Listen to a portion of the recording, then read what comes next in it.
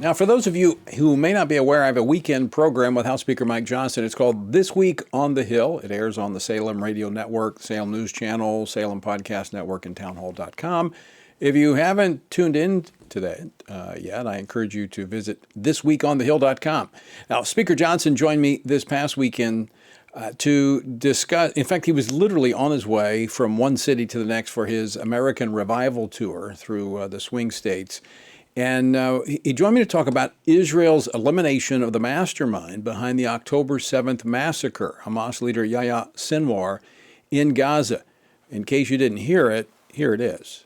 You put out a statement yesterday that let this be a reminder to Hamas and all those who were involved in the October 7th attacks that you may try to terrorize and intimidate, but those who live under the banner of freedom will never surrender. This was a game changer, was it not? It was a game changer. I just got off the phone right before I came live with you. Apologize for the lighting here. We'll come out of the tunnel in New York City here in a moment.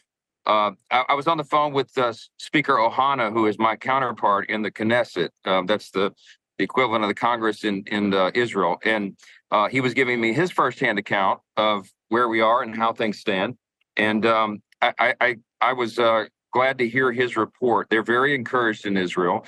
Of course, Prime Minister Netanyahu has led this war and made some very decisive actions. I think he's made history in the way that they've been so effective and how they've taken out the leaders of these terrorist regimes. And make no mistake about it, this leader of Hezbollah, just like the leader of Hamas, was one of the most evil men on the planet. I mean, this one was the mastermind of the October 7th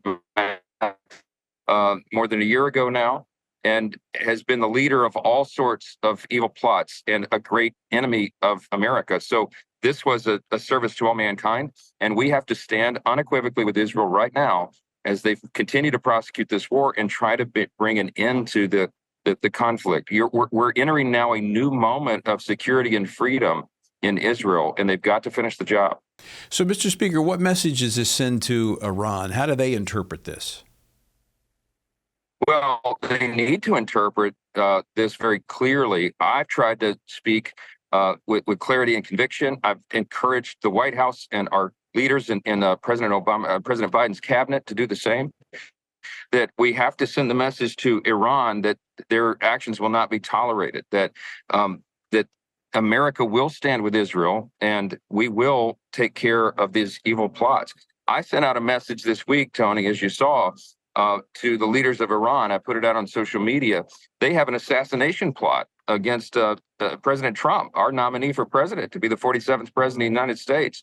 And I said unequivocally, make no mistake about it, in the eyes of the Congress, if you attempt an assassination on our nominee for president, that will be equivalent as an act of war. And as you know, under our constitutional system, it is Congress that declares war. So I want them to know, even if Biden is only communicating through staff, the Speaker of the House is very resolute on this. And I think the entire government of our country needs to take that kind of stand right now. It's very, very important for the whole world. Mr. Speaker, let me ask you about that, because you just had a conversation with the Speaker of the Knesset in Israel. And I know they have to work with the Biden-Harris administration. I mean, they are the executive branch.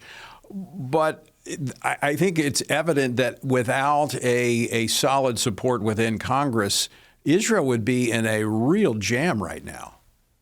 Well, of course. I mean, I've traveled to Israel many times in my career, and you have as well, Tony. And when we meet with the prime minister there, the leaders of the IDF, the military, all their government officials, they all say from Netanyahu on down that if America was not standing strongly with Israel, they would cease to exist. I mean, we are a critical component to their success and their survival as a nation.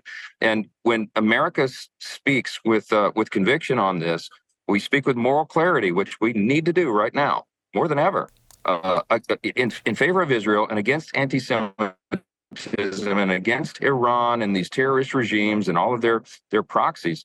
It has huge importance around the globe, and we have to do that right now. And I'm calling on President Biden and everyone in his cabinet to do that. This is not a moment to equivocate, and it is not a moment to second guess Israel or to try to appease Iran, which they've done too many times. We're talking with House Speaker Mike Johnson. He is joining us from the road as he's crisscrossing the country. I'm going to go back to your conversation with the House Speaker, the Knesset Speaker there in Israel. Is there a sense that this now opens the door to gaining the freedom of the hostages? Because Sinwar was really the one that had the power to veto the negotiations that were going on. Yes, he's very encouraged. In fact, that's how the conversation began. He's my counterpart there, and we know each other very well. And he was encouraged because that has been, of course, their top priority all along is to defeat the evil and get the hostages released. And he seems very encouraged this morning. This may open a new chapter and a new opportunity to get that done finally, now more than a year past the October 7th atrocities.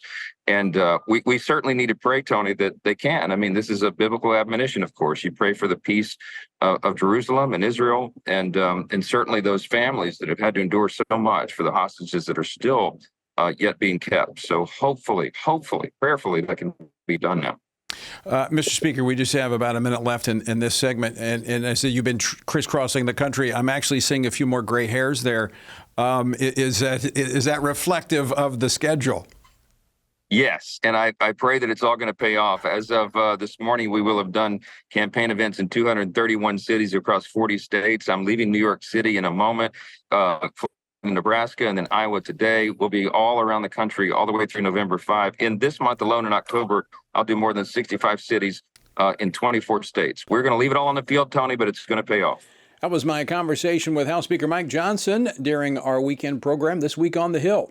And right now you're tuned into Washington Watch. But I encourage you, visit This Week on the Hill to find out more about our weekend program.